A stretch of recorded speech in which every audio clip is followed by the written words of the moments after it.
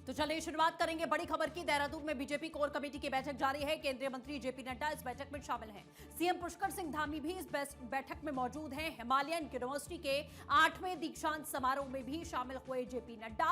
ये महत्वपूर्ण जानकारी आपको दे दें कि देहरादून में बीजेपी की इस समय कोर कमेटी की बैठक जारी है। तमाम रणनीतियों को लेकर यहां चर्चा की जा रही है। बैठक के भीतर की कुछ तस्वीरें जब शुरुआत हुई बैठक की उस वक्त की सामने आई, आप देख सकते हैं, जिसमें केंद्रीय मंत्री जेपी नड्डा आपको दिखाई दे रहे हैं और इसी के साथ में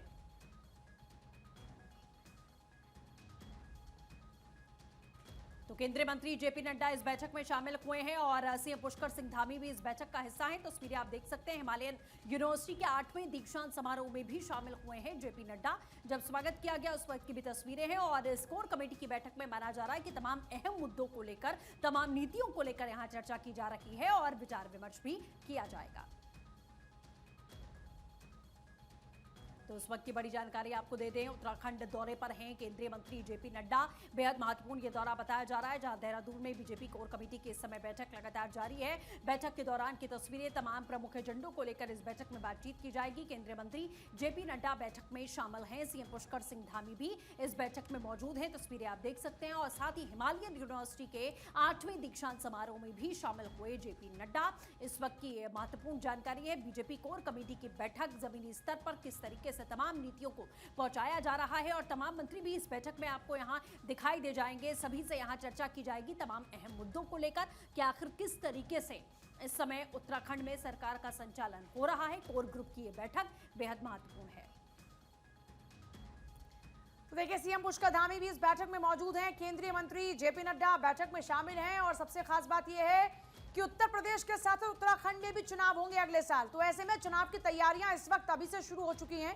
कोर कमेटी की बैठक में संगठन को मजबूत करने पर लगातार फोकस हो रहा है। आगे की रणनीतियों पर चर्चा लगातार चल रही है और सबसे खास बात यह है कि सीएम पुष्कर धामी को एक बार फिर से मौका मिला मुख्यमंत्री बनने का और प्रदेश की कमान उनके हाथ में है। और उत्तराखंड को अगर देखा जाए तो उत्तराखंड में खासतौर पर बदलाव देखने को मिले हैं, लेकिन पुष्कर सिंह धामी के नेतृत्व में लगातार जो सरकार ने प्रयास किए, संगठन ने उन पर पूरा भरोसा जताया और यही वजह है कि उन्हीं के नेतृत्व में आगे के चुनाव रणनीति पर लगातार फोकस हो रहा है।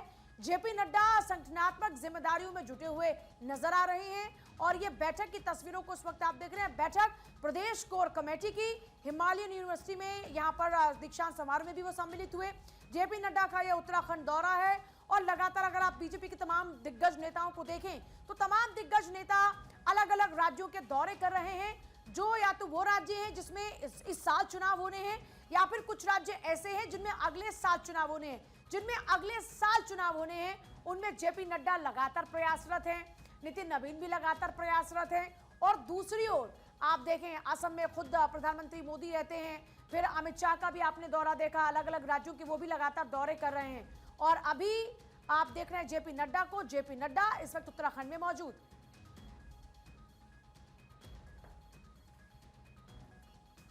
और पंकज राणा इस समय हमारे साथ में लाइव जुड़ चुके हैं। पंकज, क्या कुछ जानकारी? 2027 में चुनाव भी होना है उत्तराखंड में, उस लिहाज से ये बेहद महत्वपूर्ण बैठक मानी जा रही है कि संगठन को कैसे मजबूत करना है, बूथ कार्यकर्ताओं को कैसे प्रोत्साहित करना है और क्या प्रमुख एजेंडा है इस बैठक का? देखिए, ये बीजेपी की कोर ग्रुप की बहुत अहम बैठक है क्योंकि जो अभी नई कार्यकारिणी उत्तराखंड में बनी थी भाजपा प्रदेश अध्यक्ष महेंद्र भट्ट की अगुवाई में, उसके बाद कोई बड़ी इस तरह की बैठक नहीं हुई थी और ये 2027 के चुनावों को लेकर भी बेहद महत्वपूर्ण मानी जा रही है। और सबसे बड़ी बात यह है कि अगले महीने धामी सरकार के 4 साल कंप्लीट हो रहे हैं, तो ये तमाम एजेंडे इस बैठक में रखे जा रहे हैं। उस बैठक में यह तय किया जाएगा कि 2027 के चुनावों में कार्यकर्ताओं को किन बातों को लेकर जनता के बीच में जाना है, राज्य सरकार की किस तरह की उपलब्धियां रही हैं, केंद्र सरकार के क्या काम रहे हैं जो जनता के बीच में रखे जाने हैं। इसके साथ साथ ही 4 साल के अंदर धामी सरकार ने किन महत्वपूर्ण कामों को आगे बढ़ाया है, ये तमाम एजेंडे इसमें रखे जा रहे हैं। इसके अलावा एक बड़ी बात यह है कि इसमें जो मंत्री हैं और जो विधायक हैं उनकी जो अब तक की 4 साल की परफॉर्मेंस है, उन्होंने क्या काम किए, जनता के बीच में उनकी कनेक्टिविटी कितनी रही है, कितने लोगों से उन्हें मुलाकात की है, उन्हें कितने कार्यक्रम जनता के बीच में किए हैं, मंत्रियों की क्या परफॉर्मेंस रही है, उनके पास जो विभाग है उन विभागों में किस तरह के एजेंडे को आगे बढ़ाया गया, ये तमाम चीजें इसमें रखी जा रही हैं। और बड़ी बात यह है कि क्योंकि देखिए जो जेपी नड्डा है वो केंद्रीय स्वास्थ्य मंत्री के साथ साथ पूर्व राष्ट्रीय अध्यक्ष रहे हैं बीजेपी के, और एक पूर्व राष्ट्रीय अध्यक्ष के सामने इन तमाम चीजों को रखा जाना ये साफ झलकाता है कि सेंटर में तमाम चीजें जाएंगी। जो राष्ट्रीय अध्यक्ष बने हैं बीजेपी के और अमित शाह है, उनके पास इन तमाम जो यहाँ की सरकार के एजेंडे हैं, भाजपा संगठन के जो एजेंडे हैं, उनको वहां रखा जाएगा। उसके बाद यहाँ कार्यक्रम अलॉट किए जाएंगे। बताया यह भी जा रहा है कि कोर ग्रुप की बैठक में जो 14 सदस्य इसमें शामिल किए गए हैं, उसमें 5 सांसद मौजूद हैं, 3 राज्यसभा सांसद मौजूद हैं, 2 प्रदेश अध्यक्ष मौजूद हैं पूर्व के, और पूर्व मुख्यमंत्री मौजूद हैं। अनिल बलूनी इस बैठक में नहीं आए हैं, और बड़ी बात है जो प्रदेश प्रभारी है दुष्यंत गौतम, वो इस बैठक में नहीं है। तो ये कह सकते हैं कि जो जेपी नड्डा है वो प्रभारी के हैसियत से भी और राष्ट्रीय, तो ये तमाम चीजें इसमें रखी जा रही हैं। अंदर की बात हम ये बता रहे हैं कि इसमें 4 साल के कामकाज का रोड मैप रखा जाएगा और आगामी जो एजेंडे हैं उन पर बातचीत की जा रही है। जी ठीक है, बहुत शुक्रिया आपका फिलहाल पूरी जानकारी के लिए।